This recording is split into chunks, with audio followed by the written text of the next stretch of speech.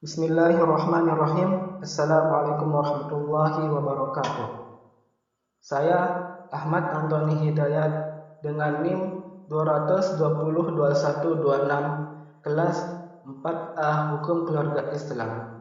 Ingin menjelaskan hasil review buku Pokok-pokok Sosiologi Hukum. Judul buku Pokok-pokok Sosiologi Hukum. Nama pengarang Profesor Dr. Sirjono Sekanto SHMA. Tempat penerbit Jalan Raya Dewi Nanggung nomor 112. Nama penerbit PT Raja Granfindo Perseda. ISBN 978 979 421 1311. Tahun terbit 2010. Cetakan 2. Tebal buku 269 halaman dengan lebar 21 cm. Antaran. Kata pengantar. Buku ini dimaksudkan untuk menambah kepustakaan sosiologi hukum di Indonesia yang bertujuan untuk memberikan bahan pegangan bagi para peminat yang ingin mempelajari dan memahami sosiologi hukum. Antara lain, para mahasiswa Fakultas Ilmu Sosial dan Politik, Fakultas Hukum dan perguruan-perguruan tinggi yang mempelajari sosiologi hukum. Daftar isi. Buku ini tersusun dengan rapi dan berdasarkan bab dengan topik pembahasan yang lebih terinci, sehingga pembaca mudah memilih materi atau pembahasan yang ingin diperdalam. Pendahuluan.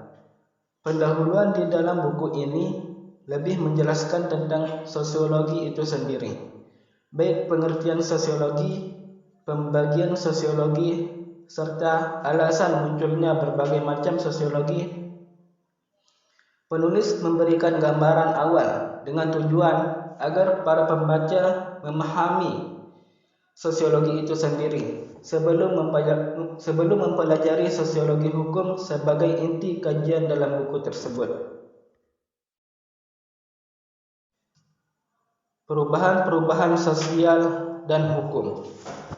Titik tolak pembahasan ilmiah dalam sosiologi hukum dimulai dari masyarakat pedesaan atau masyarakat sederhana. Data-data hasil penelitian sosiologi hukum merupakan data-data sumber yang digunakan untuk mengidentifikasikan hukum atau adat dan latar kebudayaan masing-masing. Pendapat para sarjana tentang buku ini. Menurut B. Maliniewski, pada masyarakat sederhana, untuk membedakan antara aturan hukum dengan aturan kemasyarakatan yang lain ialah dilihat dari mekanisme kekuatan meningkat. Menurut E.S. Heartland, pada masyarakat sederhana yang dilakukan hukum adalah adat kebiasaan masyarakat atau suku. Menurut Redfield, hukum itu tidak hanya mengenai kaedah-kaedah hukum, tetapi juga kaedah-kaedah sosial.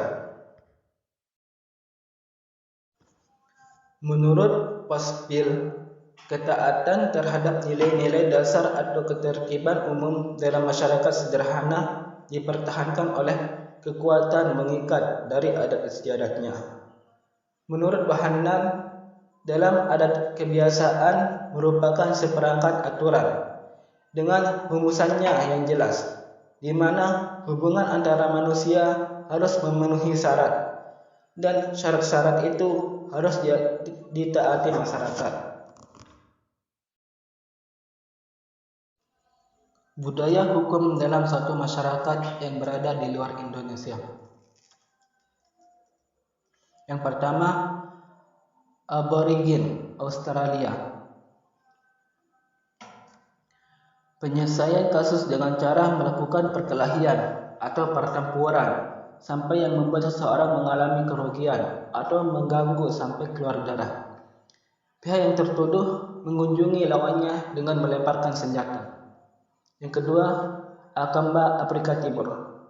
Apabila suatu majelis telah menetapkan hukuman terhadap orang yang bersalah, maka warga klan yang bersangkutan akan melaksanakan hukumannya dengan cara menyembelih ternak atau menyeret hukum ke rumah mereka untuk dipukuli. Yang ketiga, Teroberian Papua Nugini. Jika mereka terlibat dalam suatu perselisihan dengan anggota kerabat atau teman-temannya, maka akan mengadakan pertemuan yang akan dihadiri oleh orang banyak.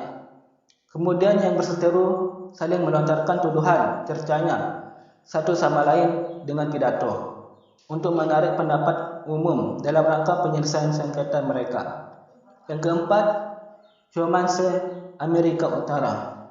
Penyelesaian perselisihan berlaku langsung antara pribadi atau dengan mengirim utusan, mengikut sertakan kelompok atau mengirim kelompok, atau meminta bantuan panglima perang.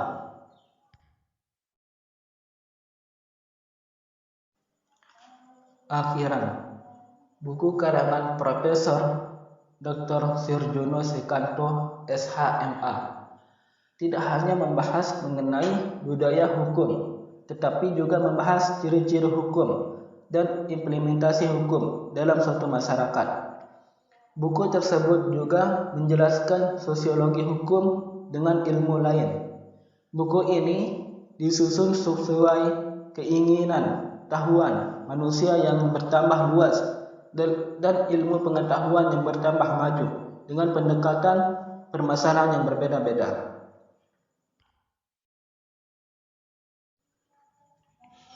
Komentar dan penilaian terhadap buku.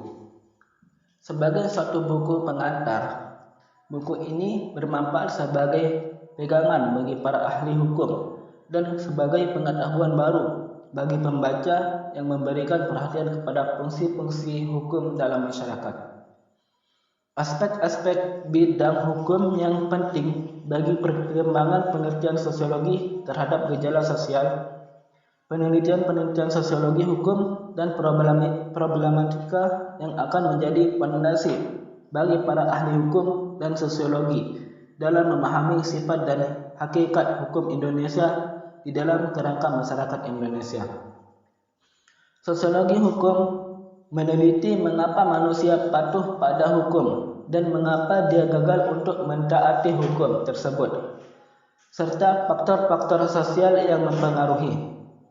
Sebagai suatu cabang sosiologi yang relatif baru, ilmu sosiologi hukum dikembangkan untuk menjelaskan hubungan timbal balik, pola-pola perilaku dan hukum yang belum dapat dijelaskan oleh cabang-cabang ilmu pengetahuan sosial lainnya. Ilmu baru. Sosiologi hukum meneliti mengapa manusia patuh pada hukum dan mengapa dia gagal untuk mentaati hukum tersebut, secara faktor-faktor sosial yang mempengaruhinya. Sebagai satu cabang sosiologi yang relatif baru, ilmu sosiologi hukum dikembangkan untuk menjelaskan hukum timbal balik, pola-pola perilaku dan hukum yang belum dapat dijelaskan oleh cabang-cabang ilmu pengetahuan sosial lainnya. Buku ini menguraikan aspek-aspek bidang hukum yang penting bagi perkembangan pergantian sosiologi terhadap gejala sosial, penelitian sosiologi hukum, dan problematika yang akan menjadi fondasi bagi para ahli hukum dan sosiologi dalam memahami sifat hakikat hukum Indonesia di dalam kerangka masyarakat Indonesia. Uraian pertama dalam buku ini merupakan suatu instruksi mengenai eksistensi sosiologi hukum serta sejarah pembentukan maupun perkembangannya. Sekian, cuma ini yang bisa saya sampaikan. Mudah-mudahan bermanfaat dan kurangnya saya mohon maaf. Wabillahi taufiq wal hidayah. Wassalamualaikum warahmatullahi wabarakatuh.